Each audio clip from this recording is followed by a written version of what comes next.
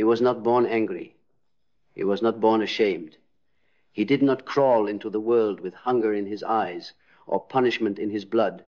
He arrived as all men donate, vulnerable, unformed a soul, yet to be carved by the chisels of culture and command. But from the first breath he took, the world whispered a lie into his ear: be less of yourself, or you will never be loved. And so begins the tragedy of the modern man. A creature built for conquest, called dangerous for wanting, a being forged in the furnace of instinct and fire, told to apologize for the very nature that makes him whole.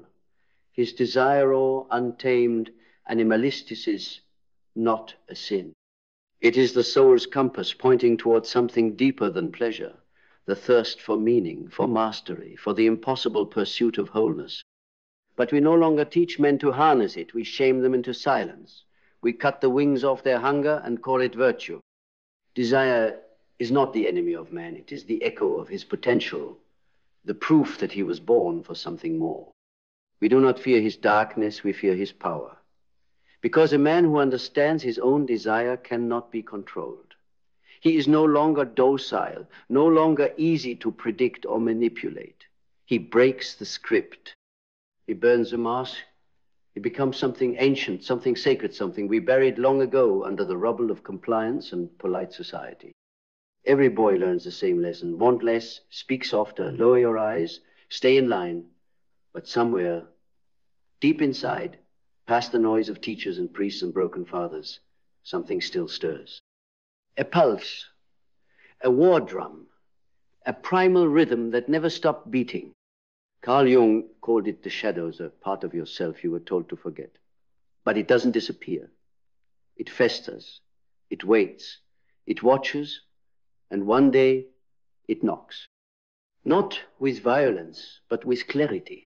It says, you are not who you pretend to be, because every man wears a mask, a smile that lies, a posture that hides, a name he didn't choose. And that mask becomes so familiar, so expected, he forgets he was ever anything else. But the psyche remembers, the bones remember, the blood remembers. And the desire, it never forgets. It leaks out in strange ways. Addiction, restlessness, rage, a hunger for women that feels less like love and more like war. Not because he's a monster, but because he's been starved of initiation. No one ever taught him how to channel the storm, only how to bury it. And so he numbs. Porn, pills, performances, promotions. All chasing a ghost of fulfillment that never arrives, because the real treasure was never external. Desire was never about sex or status. It was about becoming the kind of man who no longer needs either. But that path is brutal, because it demands you confront every illusion that made you weak, every comfort that turned into a cage, every belief that kept you obedient when you should have roared. Jung said, until you make the unconscious conscious, it will direct your life and you will call it fate. So let's rip the veil. The truth is, desire is not a luxury. It is a message, a sacred instruction from the deepest parts of your psyche. It tells you what matters. It reveals what you were meant to pursue, not as an indulgence, but as a duty. The man who follows his desire with discipline becomes a king. The man who fears it becomes a slave.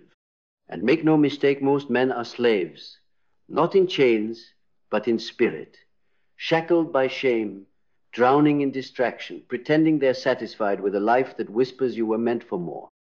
He scrolls. He drinks. He chases women he doesn't respect. And each time, the silence gets louder. The emptiness grows deeper, because he doesn't need another dopamine hit. He needs a reason to wake up. Desire isn't a fire to be extinguished. It's a torch to be carried through darkness, through failure, through every false promise of comfort that tries to seduce him back into sleep. The world tells him to suppress.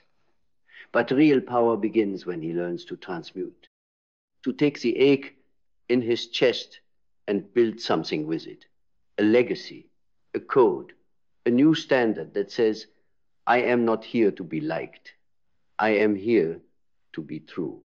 The man who owns his desire becomes dangerous, not because he seeks to dominate others, but because he refuses to be ruled. He no longer seeks permission. He no longer chases approval. He no longer bends his spine just to make others feel safe in his presence. Because he has met himself in the mirror, in the abyss, in the crucible of silence where every excuse dies and only truth remains. And what he found there was terrifying, not because it was ugly, but because it was real. A man with clarity is a threat. A man who knows what he wants cannot be bribed with distraction or paralyzed by fear. He becomes sovereign, a world unto himself. And that is why society fears him, because he cannot be seduced. He cannot be sold. He cannot be molded into something convenient. His desire has awakened him.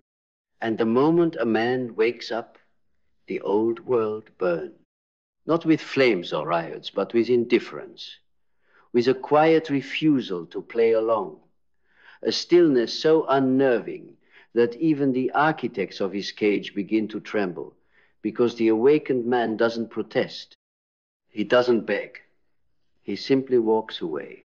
He leaves the systems that feed on his time. He steps out of the scripts that demand he apologize for wanting. He stops performing for a world that never had his best interest in mind. And what remains? Him. Just him. Raw, radiant, reborn. A man forged, not by comfort, but by confrontation. The kind of man who no longer needs to be explained because his presence speaks louder than any words. The kind of man you feel before he even enters the room. He no longer seeks the approval of women because he has become the kind of man women crave, not because of charm or wealth or tactics, but because he is whole. And the whole man is magnetic. He does not chase love. He is love. Weaponized, disciplined, deep. His desire no longer takes from the world. It gives, it leads, it elevates. But that transformation didn't come from books or podcasts. It came from pain, from the brutal honesty of looking at his own life and realizing, this is not who I am. Desire was the spark. Discipline was the fire. And purpose was the forge. Because when a man aligns his desire with his purpose, he becomes unstoppable, no longer divided, no longer chasing ghosts. Every movement becomes meaningful. Every breath becomes sacred. He wakes with direction. He speaks with precision. He acts with conviction. He no longer doubts. He no longer hesitates, because he knows this path is not just for him. It is for every man who was never taught to want without guilt. The boy inside him, the one who was told to sit still, to behave, to lower his voice, finally gets to breathe. Because now, he's not just chasing pleasure.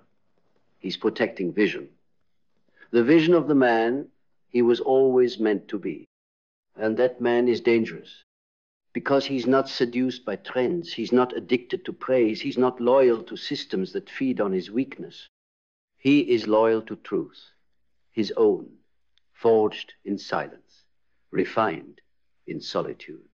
He has become sovereign. And sovereignty is not just freedom from others, it is freedom from yourself, from the compulsions, from the lies, from the voice that says, you can't.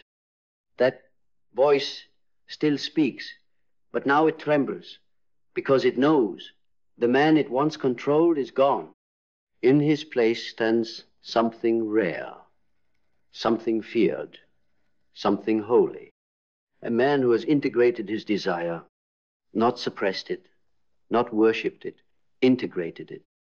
He knows what he wants, and he will not settle for less. Not because he's entitled, but because he understands that when he betrays his own desire, he becomes hollow, numb, silent. And that silence is death. Not the kind that buries your body, the kind that buries your soul. So he refuses. He stands tall. He walks forward, not because the path is easy, but because it's the only one that doesn't lead to regret. He doesn't run from the fire. He becomes it, the fire of clarity, of action, of purpose. He does not wait for permission to live a life that sets him ablaze. He builds it with scars, with setbacks, with sleepless nights and shattered illusions. Because the truth is, becoming this man is not glamorous. It is violent. Not against others, but against every false identity that kept him small. He must murder the coward, dismantle the victim, exile the addict, not with shame, but with understanding.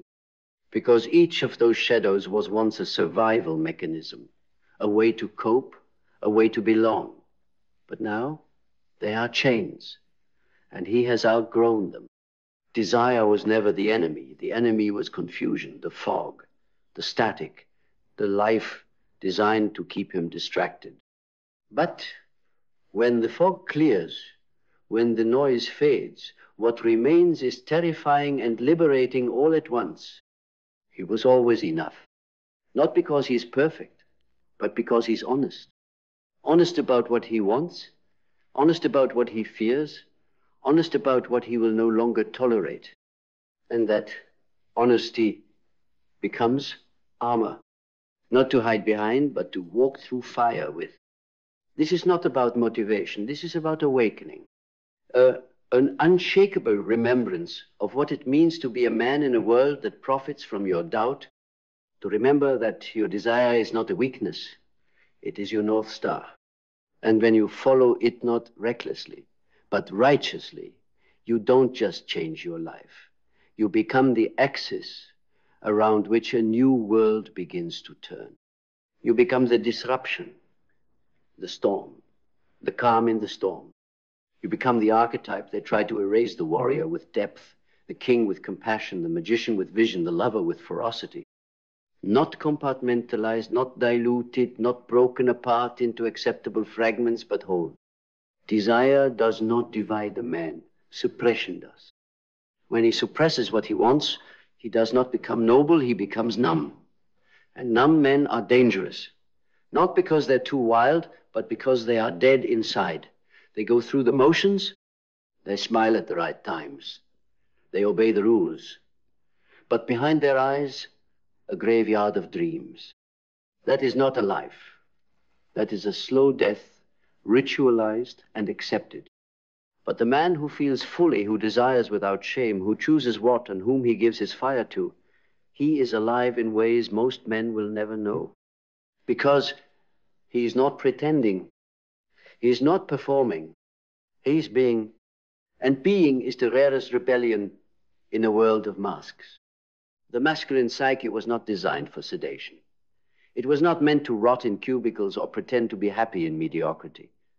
It was built for struggle, for victory, for something sacred. And sacred doesn't mean soft. It means undeniable. The sacred man does not need to be loud. He needs only to be present, because when he enters a room, something ancient awakens, a tension, a reverence, a reminder. That desire is not a defect. It is divine, but it must be earned, not by hustling, not by forcing, by facing. Facing the self, the inner critic, the wounded child, the compulsive chaser of empty validation. Each one must be met, understood, loved, and then transcended. Because you cannot command the world if you cannot command yourself. And self-command is not about rigidity. It is about alignment. When a man is aligned, his desires do not control him. They guide him. They are not chaotic, they are clean. They are not reckless, they are refined. He no longer needs to chase women because his energy does the speaking. He no longer argues about his worth because his presence proves it. He no longer begs life to give him something because he has become the source. This is what the modern man must reclaim. not fake dominance, not shallow game, but depth. To look a woman in the eyes and not flinch, not because he wants to conquer her, but because he doesn't need her to complete him. He meets her not from lack, but from overflow.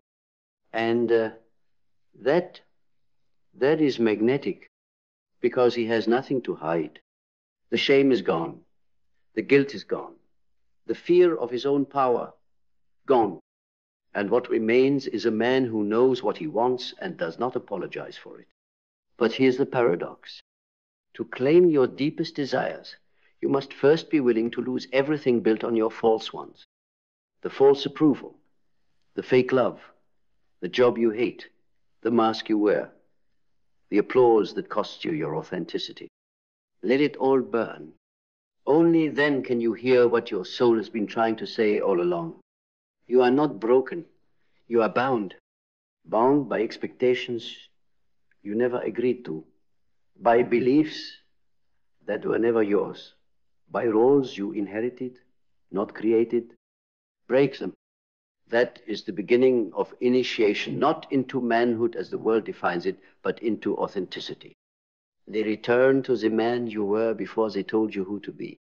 Not a copy, not a brand, a force of will, of love, of clarity. A man who builds not from fear of insignificance, but from intimacy with his own potential. This is what desire has always been trying to show you, not what to chase, but who to become. Because desire is not outside of you. It is the mirror. It reflects where you are not free. It shows you where you are still settling. It dares you to want more, not because you're greedy, but because you are finally ready to receive. And receiving is not passive. It is an act of courage. Because when you finally say, I want this, the world will test you. It will ask, are you sure? Are you willing to lose everything fake to gain something real? Are you ready to stop performing and start living? And the answer will determine the trajectory of your entire life. So decide, not with logic, not with fear, but with fire. Let your desire speak not the shallow one, not the addicted one, but the sacred one. The desire to become the man whose very breath is a rebellion against mediocrity. The man who no longer asks, what do they want from me? But what does the truth demand of me? And then, be it. Be it even when no one is watching. Be it when your knees shake and your voice trembles. Be it when every cell in your body screams for the comfort of old habits. Be it when the world turns its back, when lovers leave, when mentors fall silent. Be it when you are alone, naked, and unsure. Because that is when the true man emerges not in glory, not in applause, but in silence. In the silence where everything that isn't real begins to die. And from that death, something immortal is born. You, not the image, not the projection, not the armor you wear in public, but the core, the unfiltered truth, the sacred flame that can never be extinguishedly forgotten. You do not need to discover your desire. You are desire, embodied, alive, pulsing with a tension between what is and what could be. And the moment you stop apologizing for it, the game changes. You don't just play harder, you play differently. You stop seeking shortcuts, because now the path itself is sacred. You stop tolerating shallow conversations, because now your soul demands depth. You stop wasting time, because now you understand that time is life, and you are done sacrificing your life for anything that doesn't set your blood on fire. You become selective, not arrogant, intentional. You no longer give your energy away like spare change. You invest it where it multiplies, in people who sharpen you, in work that demands your greatness, in visions that outlive you. This is the evolution of desire, from pleasure to principle.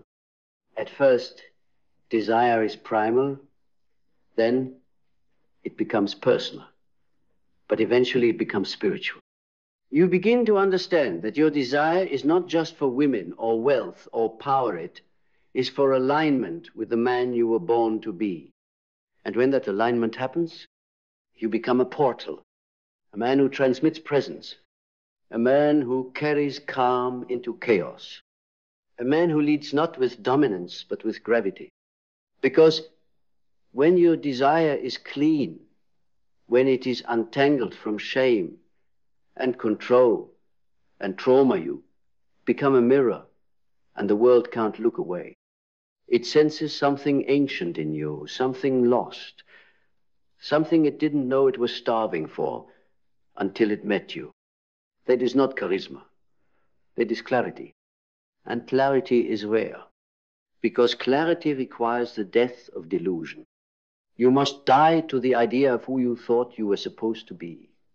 You must let go of the masks that made others comfortable but kept you asleep. You must be willing to disappoint everyone who prefers the fake version of you just to finally look yourself in the eyes without flinching. And when you do, you rise, not above others, but above who you were yesterday. You begin to crave challenge, not ease, integrity, not comfort, depth, not distraction.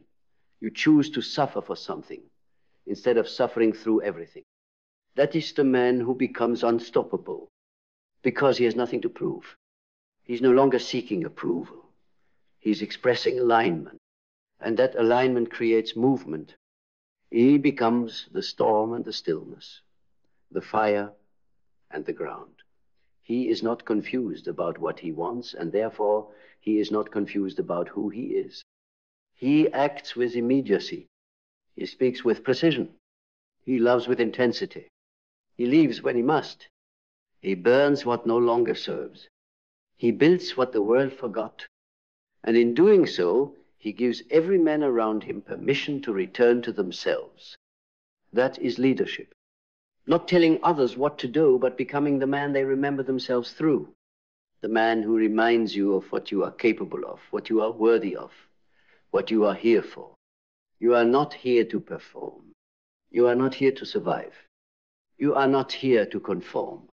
You are here to ignite, to take your desire not as a drug, but as a direction, to master it, to embody it, to live it so fully that every room you walk into becomes more honest just because you're in it. You are not too much. You are not broken. You are not lost. You are simply unfinished. So, finish the work, not for applause, for liberation. And when you down, you finally become the man your soul has been calling you to become since the day you were born. You will not need to speak loudly, because your life will roar for you.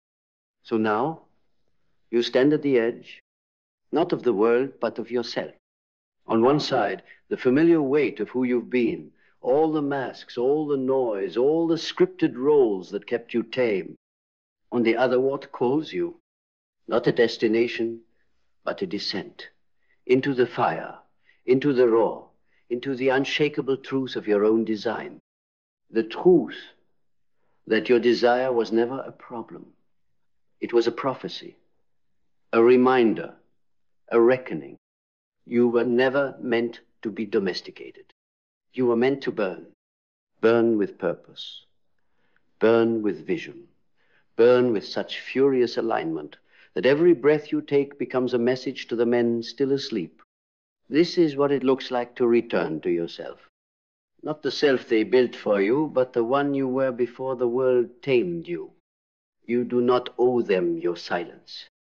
You do not owe them your obedience.